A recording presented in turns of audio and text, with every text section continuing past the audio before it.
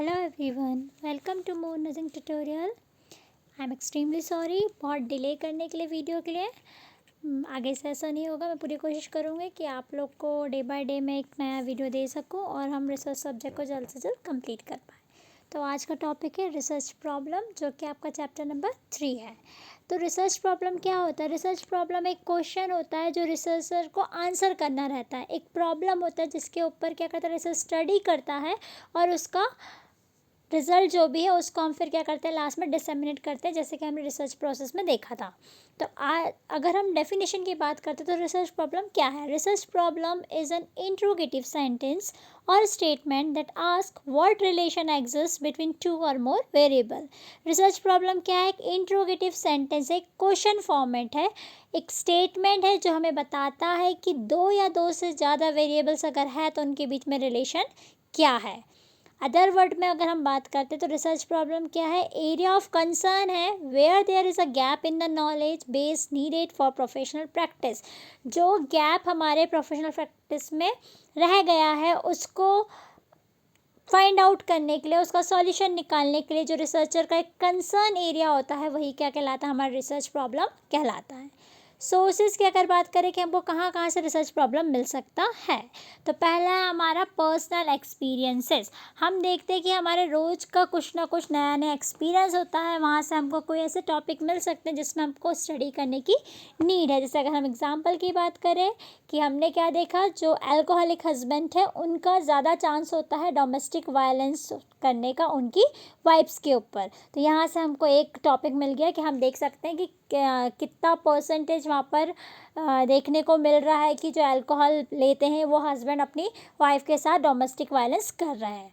The next है आपका practical experience है। Being a nurse in day to day life we experience many things that can be improved more to get a good result of a care. तो उससे भी हमको एक अच्छा topic मिल सकता है जिसके ऊपर हम रिसर्च कर सकते हैं। देन आता है आपका क्रिटिकल अप्रेजल ऑफ लिटरेचर्स। ठीक है, हमारे पास लिटरेचर रिव्यू है, वहाँ से हमको बहुत सारी ऐसी चीज़ें मिल जाती है जिसके ऊपर में हम और ज़्यादा स्टडी कर सकते हैं और ज़्यादा उसको इम्प्रूव कर सकते हैं और नॉलेज को क्या कर सकते हैं, डेवलप कर सकते हैं। प्रीवियस रिसर्च, पहले जो रिसर्च होता है वहाँ पर बहुत सारे ऐसे लास्ट में हमको प्रॉब्लम्स मिलते हैं जिसके ऊपर में हम स्टडी कर सकते हैं। एग्जिस्टिंग थ्योरीज जो पहले से दी गई है उसको डेवलप कराने के लिए, उसको इम्प्रूव करने के लिए भी हम क्या कर सकते हैं, रिसर्च कर सकते हैं। देन आता है कंज्यूमर फीडबैक। कंज्यूमर फीडबैक में क्या होता है, जब हम लोग क्या कर रहे हैं, किसी पेशेंट का केयर कर रहे हैं, एट लास्ट हम उससे पूछते हैं कि क्या आपको लगा, उसमें वो फिर आपको कुछ सजेशन देता है कि all thing are good but you can do much better in particular area. तो उस पर्टिकुलर एरिया को हम लेके उसमें और ज़्यादा स्टडी कर सकते हैं। देन आता है आपका सोशल इश्यूज़। सोशल इश्यूज़ में आपके बहुत सारे इश्यूज़ है, HIV एड्स के पेशेंट हो गए, फीमेल फिटिसाइड हो गया, सेक्सुअल हरासमेंट हो गया, डोमेस्टिक वायलेंस हो गया, ये सारी चीज़ के ऊपर भी आप रिसर्च कर सकते हैं। देन आपका exposure to field situation. Field situation में क्या होता है, जब आप एक फील्ड में काम कर रहे हो तो वहाँ से भी आपको बहुत सारी ऐसी आउटकम्स मिल जाती है जिनके ऊपर आप और ज़्यादा रिसर्च कर सकते हो और प्रॉब्लम को आप सॉल्व कर सकते हो, तो वो भी एक टॉपिक की तरह आपका काम कर लेता है। देन आता है कंसल्टेशन विथ एक्सपर्ट। जब आप एक एक्सपर्ट से मिलते हो पर्टिकुलर चीज़ के बारे में, उनको बहुत सारा एक्सपीरियंस होता है, उनके एक्सपीरियंस के बेस से हमको और ज़्यादा क्या मिलता है, प्रॉब्लम्स मिल सकती है जिसके ऊपर हम क्या कर सकते हैं, रिसर्च कर सकते हैं। Then it come to next, formulation of a research problem.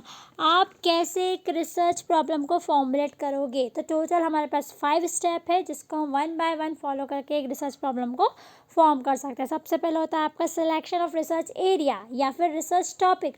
आप देखोगे कि आप किस टॉपिक के ऊपर में रिसर्च करना चाह रहे हो। जैसे कि हमने क्या कर लिया, एग्जाम्पल ले लिया कि हम रिसर्च में क्या कर रहे हैं, एक ऐसा स्टडी करना चाह रहे हैं जो कि किसके ऊपर है, हॉस्पिटल एक्वायर्ड इन्फेक्शन के ऊपर है। सेकेंड आपका रिव्यू ऑफ लिटरेचर। अब आप उससे रिलेटेड जो भी चीज़ नोन फैक्ट है उस चीज़ को आप क्या कर लोगे, कलेक्ट कर लोगे। देन थर्ड में डिलिमिटिंग द रिसर्च टॉपिक। अब आप क्या करोगे, आपके जो ब्रॉड टॉपिक आपने पहले लिया हॉस्पिटल एक्वायर्ड इन्फेक्शन, उसको आप थोड़ा डिलिमिट करके आपके टॉपिक को स्पेसिफिक कर लोगे। जैसे कि आपने क्या कर दिया, HIV को आपने जो आपका सॉरी जो हॉस्पिटल एक्वायर्ड इन्फेक्शन था वो एक ब्रॉड एरिया था, उसको आपको लिमिट करके देख लिया कि जो वेंटिलेटर एसोसिएटेड निमोनिया है सिर्फ हम उसी के ऊपर में स्टडी करने वाले हैं। देन आपका आता है इवेल्यूएटिंग द रिसर्च प्रॉब्लम। आप क्या करोगे, आपके रिसर्च प्रॉब्लम को इवेल्यूएट करोगे, ठीक है, कि वो आपका उसमें आप किस तरह का मेथड यूज़ करने वाले हो, क्या तरह के टूल यूज़ करने वाले हो, सारे चीज़ को आप इवेल्यूएट कर लोगे। लास्ट में आप क्या कर लोगे, फाइनली आपका स्टेटमेंट को फॉर्म कर लोगे और आपका रिसर्च प्रॉब्लम क्या हो जाएगा, रेडी हो जाएगा। For example a descriptive study on incidence of ventilator associated pneumonia among patients on medical ward admitted in AIIMS Rishikesh. इस तरह से आप क्या कर सकते हो, एक प्रॉब्लम को फॉर्मुलेट कर सकते हो, बना सकते हो before going in a research studies. So that's all. अगर आपको कोई भी इससे रिलेटेड डाउट है तो आप कमेंट कर सकते हो। Thank you.